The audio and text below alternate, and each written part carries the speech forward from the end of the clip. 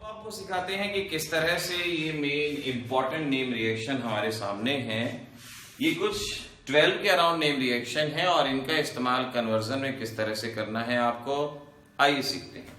सबसे पहले आपको ध्यान रखना चाहिए हाइड्रोबोरेशन रिएक्शन। हाइड्रोबोरेशन रिएक्शन के अंदर हम डाइबोरेन का इस्तेमाल करते हैं और इसके साथ में H2O2 का इस्तेमाल किया जाता है और इसका मेन फंक्शन है anti Markovnikov of addition of water. Anti Markovnikov of addition of water यानी अगर आपके पास प्रोपीन है और प्रोपीन पे अगर आप लिख देते हैं हाफ B2H6 और H2O2 तो होगा anti Markovnikov of addition of water. और एंटी मार्कोनिक ऑफ का मीनिंग क्या होता है? इसका मीनिंग ये है पाई बॉन्ड टूटेगा, नेगेटिव उस पे जाएगा जहां ज्यादा हाइड्रोजन है, ये इधर और इस तरीके से ये हमारा कन्वर्जन हो जाएगा। और आपके बोर्ड में ये आता है प्रोपीन से प्रोपेन वनॉल बना के दिखाना है। तो प्रोपीन से प्रोपेन वनॉल लिखते जाना, साथ साथ इन कन्वर्जन को प्रोपीन से प्रोपेन वनॉल बाय द हाइड्रोबोरेशन हो गया। इस तरह से आप इसको कर सकते हैं, बना सकते हैं। ऑक्सीमर्क्यूरेशन रिएक्शन के अंदर हम HgOCOCH3 mercuric acetate THF water का इस्तेमाल करते हैं, NaBH4 का इस्तेमाल करते हैं। दो रिएजेंट यूज किए जाते हैं और इसका फंक्शन है Markovnikov of addition of water, यानी हाइड्रोबोरेशन से उल्टा Markovnikov of addition of water. तो ये अगर आपके पास हैं और ये सभी रिएजेंट यहां लिखे पड़े हैं, लिख लीजिएगा इनको, तो इनमें होगा मार्कोनिक ऑफ एडिशन जो ये कहता है पाई बॉन्ड टूटेगा, नेगेटिव उस पे जहां लेस हाइड्रोजन, पॉजिटिव जहां ज्यादा हाइड्रोजन और इस तरीके से प्रोपेन 2 और तो कन्वर्जन में आ गया प्रोपीन से प्रोपेन वनॉल सामने है, प्रोपीन से प्रोपेन 2 ऑल सामने है और यही सेम फंक्शन होता है 60% सल्फ्यूरिक एसिड कह सकते हैं या डाइल्यूट सल्फ्यूरिक एसिड कहा जा सकता है। तो तीनों की तीनों रिएक्शन एक साथ याद करो, हाइड्रोबोरेशन, ऑक्सीमर्क्यूरेशन और 60% H2SO4 का यूज, कन्वर्जन हो जाएगा। एल्कीन से जब कभी भी एल्कोहल बनाना होगा सिर्फ और सिर्फ इन तीन रिएजेंट्स पे आपको ध्यान देने की जरूरत है। अगला आता है ऑक्सो प्रोसेस। ऑक्सो प्रोसेस ध्यान रखो एल्कीन पे होने वाली रिएक्शन है जहां वाटर गैस का इस्तेमाल किया जाता है। इस तरह से आप इसको यूज कर सकते हैं। एल्कीन वाटर गैस होता ये है, हाइड्रोजन जाता है उस कार्बन पे जहां लेस हाइड्रोजन, ये इधर एक हाइड्रोजन इधर चला गया तो ये बना CH3, CHO रह गया जो इधर कनेक्ट हो जाएगा। तो एल्कीन से एल्डिहाइड बना दिया, 1 कार्बन मूव।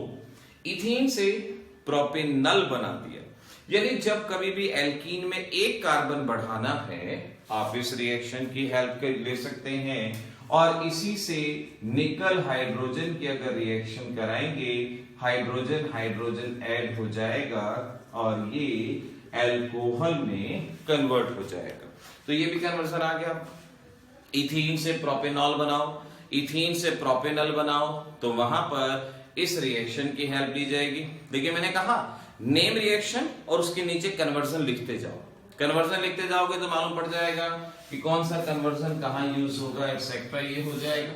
अगली रिएक्शन एस्टेरिफिकेशन। एस्टेरिफिकेशन तो शायद आप जानते ही हो कि अगर आपके पास कार्बोक्सिलिक एसिड है, आपके पास एल्कोहल है, सल्फ्यूरिक एसिड की प्रेजेंस में वाटर बाहर जाता है और इस तरीके से ये हमारे पास एस्टर बनता है। तो कभी भी कोई कन्वर्जन आए जहां एस्टर बनाना है तो सबसे पहले सोचें एस्टेरिफिकेशन को। एस्टेरिफिकेशन से उसको बनाएं, आपसे कह सकते हैं एसिटिक एसिड से मिथाइल एसीटेट बनाना है, फिनॉल से फिनाइल एसीटेट बनाना है। तो जब जब एस्टर बनाने को कहा जाएगा, अब सपोज मैं कहता हूं मुझे फिनॉल से फिनाइल एसीटेट बनाना है, ये होता है फिनाइल एसीटेट। अब ये फिनॉल है, वो एस्टर है। अब इस एस्टर को कैसे करेंगे? अगर एस्टर बना है तो एस्टरिफिकेशन हो सकता है, तो आप क्या कर सकते हैं, आप दूसरा कार्बोक्सिलिक एसिड ले लो, एक अगर OH है तो दूसरा acid in presence of sulphuric acid, और ये रिएक्शन यहां से हो जाएगी, H2O बाहर, और ये बन जाएगा। तो एस्टर जब भी आए ये चीज रखनी पड़ेगी। देखो कोई ये नहीं कह सकता कि भाई यही कन्वर्जन आएगा, लेकिन ये जरूर कह सकते हैं कि अगर कन्वर्जन आए तो इस तरह से सॉल्व करना है। तो बहुत सारे बच्चे इस इल्यूजन में रहते हैं कि कन्वर्जन कुछ ही हैं जो आएंगे, कुछ ही हैं, लेकिन वो इतने भी कम नहीं हैं कि आप ये माने कि 5-7 कन्वर्जन कर लिए और बात बन गई। आपको इनके बेसिक्स को समझते हुए नेम रिएक्शन की हेल्प से इन कन्वर्जन को करने की कोशिश करनी चाहिए। क्लेमेंसन रिडक्शन, वुल्फ किश्नर, दोनों का एक ही फंक्शन है। दोनों का फंक्शन है इस ग्रुप को इसमें बदलना, यानी एल्डिहाइड कीटोन के डबल बॉन्ड O को हटा के H2 लगा देना, ये दोनों का फंक्शन है। अब जैसे ये देखो, ये है आपके पास क्लेमेंसन में ZnHgHCl का इस्तेमाल किया जाता है। ZnHgHCl 4 हाइड्रोजन आएंगे ये बाहर, और इसकी जगह पे CH2 डबल बॉन्ड O हटेगा, H2 लगेगा, ये बन गया। और वुल्फ किश्नर में हाइड्रोजीन NH2NH2 KOH ग्लाइकॉल का इस्तेमाल किया जाता है, और इसमें भी यही काम है, ये हटेगा और इस तरह से बनेगा।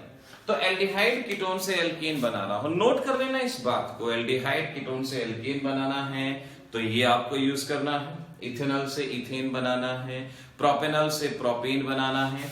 आपके एग्जाम में इंपॉर्टेंट होता है एसीटोन से आपको बनाना है प्रोपेन, एसीटोन से प्रोपेन बनाना है, ये इंपॉर्टेंट रिएक्शन है। दोनों में से किसी की हेल्प से आप इस कन्वर्जन को कर सकते हैं। जो जो बोल रहा हूं उसको लिखते जाना, इंपॉर्टेंट मार्क भी करना। इस तरह से ये कन्वर्जन यहां से हो जाएगा। Hofmann ammonolysis, Hofmann bromamide. Hofmann ammonolysis का मतलब है कि अगर अल्काइल हैलाइड है, अमोनिया के साथ रिएक्ट करता है, इस तरह से अमीन बनता है, अल्काइल हैलाइड से अमीन बनता है। इस रिएक्शन में रिएक्शन फर्दर कंटिन्यू होती है और आपके पास मिक्सचर बनता है, लेकिन कन्वर्जन में आप यूज कर सकते हो। अगर कोई कन्वर्जन है कि सेम कार्बन का अमीन बनाना है, आप यूज कर सकते हो, कोई बुराई नहीं है।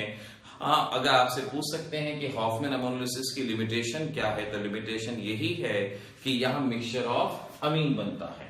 हॉफमैन्स ब्रोमामाइड, हॉफमैन्स ब्रोमामाइड एक ऐसी रिएक्शन है जो ऑलमोस्ट हर साल आपके एग्जाम में किसी न किसी फॉर्म में जरूर आती है, या तो नेम रिएक्शन के तौर पे आएगी या कन्वर्जन के तौर पे आएगी। ऑलमोस्ट हर साल इसके बारे में क्वेश्चन आता है। और इसमें क्या करते हैं, NaOH-Br2, NaOH-Br2 या KOH-Br2 या NaOBr, इस तरह से कोई भी रिएजेंट दिया होगा, या तो कंप्लीशन ऑफ रिएक्शन में आएगा क्वेश्चन, या कन्वर्जन में आएगा, या नेम रिएक्शन। और इसका सीधा सा फंक्शन ये है कि CO बाहर चला जाता है और अमीन मिलता है। यहां भी अमीन मिला, यहां भी अमीन मिला, फर्क क्या है, ये हैलाइड पे थी, ये अमाइड पे है। यहां जितने कार्बन इधर थे उतने कार्बन उधर हैं, यहां 2 कार्बन थे, वहां 1 कार्बन है, तो 1 कार्बन का नंबर डिक्रीज होता है। हॉफमैन ब्रोमामाइड या हॉफमैन ब्रोमामाइड डिग्रेडेशन रिएक्शन भी इसको कहा जाता है, करना चाहिए। अगली इंपॉर्टेंट रिएक्शन कार्बाइलअमीन। आप ये मान लो कि हॉफमैन ब्रोमामाइड और कार्बाइलअमीन में से एक चीज तो आनी ही है एग्जाम में, एक चीज तो जरूर पूछी जानी है। तो कार्बाइलअमीन भी जान लो किस तरह से। सपोज आपके पास अमीन है, CHCl3 KOH, क्लोरोफॉर्मल KOH के रिएक्शन है, 3 KOH होते हैं, 3 KCl बाहर चले जाते हैं, 3 हाइड्रोजन और 3 OH बाहर चले जाते हैं, कार्बन इधर कनेक्ट, इस तरह से आइसोसाइनेट बनता है जो बैड स्मेलिंग कंपाउंड है, ऑफेंसिव स्मेल है। इस तरह से अमीन से आइसोसाइनेट। अभी कन्वर्जन में भी आएगा, इथेन अमाइड से मीथेन अमीन बनाओ, ब्रोमोमीथेन से मीथेन अमीन बनाओ, या मीथेन अमाइड से मिथाइल आइसोसाइनाइड बनाओ, मिथाइल कार्बाइल अमीन बनाओ, किसी ना किसी फॉर्म में जरूर मिलेगा। और उस वक्त एग्जामिनेशन में आप तभी इवेल्युएट कर पाएंगे जब एग्जाम में जाने से पहले जो मैं इन वीडियो लेक्चर्स के अंदर बता रहा हूं उनकी प्रैक्टिस 2-2, 3-3 बार कर डालें, जो कि बहुत ज्यादा टाइम कंज्यूमिंग नहीं होगा, तभी आप इन सभी चीजों को बता पाएंगे। इटार्स रिएक्शन मैं पिछले लेक्चर में बता चुका हूं, रिमर टिमर भी बता चुका हूं, कोल्स रिएक्शन भी आपको बता चुके हैं। कोल्स रिएक्शन के अंदर आपके पास सोडियम फिनॉक्साइड है, ड्राई आइस है, हाई टेम्परेचर है, हाई प्रेशर आपके पास है, इनकी कंडीशन में रिएक्शन होती है और पहले हमारे पास OH CONA इस तरह से चीज बनती है, जिसकी बाद में हाइड्रोलिसिस करवा दी जाती है, एसिडिफिकेशन करवा दिया जाता है और ये सैलिसिलिक एसिड में कन्वर्ट होता है। तो सैलिसिलिक एसिड बनाने के लिए इस रिएक्शन का इस्तेमाल किया जाएगा, इसको याद रखें। रिमर टिमर आपने दोनों तरीके से करनी है, CHCl3 के साथ भी, CCl4 के साथ भी, हर तरह से रिमर टिमर रिएक्शन को करना है। तो ये इतने सारे नेम रिएक्शन यहां हुई। पिछले लेक्चर में अभी आपको बताई थी, पिछले वीडियो के अंदर जो जो नेम रिएक्शन करनी थी। ऐसे ही आपको एल्डोल कंडेंसेशन रिएक्शन के बारे में भी याद रखना चाहिए। एल्डोल कंडेंसेशन में CH3CHO इस तरह के 2 मॉलिक्यूल, डिटेल्ड वीडियो भी है एल्डोल कंडेंसेशन का, इसकी रिएक्शन डाइल्यूट NaOH की प्रेजेंस में। तो क्या होता था एल्डोल में, पाई बॉन्ड इधर, H इधर, ये इधर, और इस तरीके से हम समझते हैं कि यहां पर ये चीज बनती है। एल्डिहाइड और OH दोनों फंक्शनल ग्रुप हैं, एल्डोल कहते हैं, और फिर यहां से वाटर बाहर चले जाते हैं और इस तरह से ये सब्सटेंस बनता है, क्रोटन एल्डिहाइड कहा जाता है। क्रोटन एल्डिहाइड इसका नाम रहेगा। अब ये कन्वर्जन में आ जाएगा। क्रोटन एल्डिहाइड का मतलब क्या हुआ कि एसिड एल्डिहाइड से क्रोटन एल्डिहाइड बनाना, ये आपको बताना होगा। तो ये आप इस तरह से बता सकते हो। तो इस तरह से ये चीजें करनी है, नेम रिएक्शन के साथ कन्वर्जन करने हैं। यहां मैं एक इंपॉर्टेंट रिएक्शन बता दूं, एसिटाल्डिहाइड पे कंसंट्रेटेड NaOH का फंक्शन पूछते हैं, ये इंपॉर्टेंट रिएक्शन है। डाइल्यूट NaOH का पूछे तो एल्डोल कंडेंसेशन, लेकिन कंसंट्रेटेड NaOH अगर पूछा जाता है तो कंसंट्रेटेड NaOH में पॉलीमराइजेशन होता है। कैसे याद रखोगे, ये एक एल्डिहाइड है, ये दूसरा एल्डिहाइड है, कंसंट्रेटेड NaOH है, तो इसमें होगा ये H2O बाहर, ये बाहर, और इस तरह से रिएक्शन कंटिन्यू रहेगी और ऐसे हम कहेंगे एक रेजिनियस मास यहां पे बन जाएगा, रेजिनियस मास यहां पे फॉर्म हो जाएगा। ये इसके तहत याद रखना है। तो इस वीडियो के अंदर और लास्ट वीडियो जो हम दोनों को कोशिश करेंगे साथ साथ सेंड करें, तो यहां पर इन दोनों को सीख के एक बात क्लियर हो जाएगी कि नेम रिएक्शन कन्वर्जन्स में आती है। नेम रिएक्शन का ही बहुत बड़ा हिस्सा कन्वर्जन में आता है, ये जरूर कर लेना है। खास तौर पे डाइजोनियम सॉल्ट की रिएक्शन, डाइजोनियम सॉल्ट पे एक क्वेश्चन एग्जाम में आना होता है। एरोमेटिक कन्वर्जन का वो वीडियो लिंक भी आपको दे दिया जाएगा और आप उन लिंक की हेल्प से एरोमेटिक कन्वर्जन में डाइजोनियम खास तौर पे और एलिफेटिक में तो हमने काफी रिएक्शंस यहाँ बता ही दी, 12 यहाँ थी, कुछ पिछले वीडियो के अंदर थी। इन सभी को साथ साथ प्रैक्टिस करते रहिए। All the best, happy examination.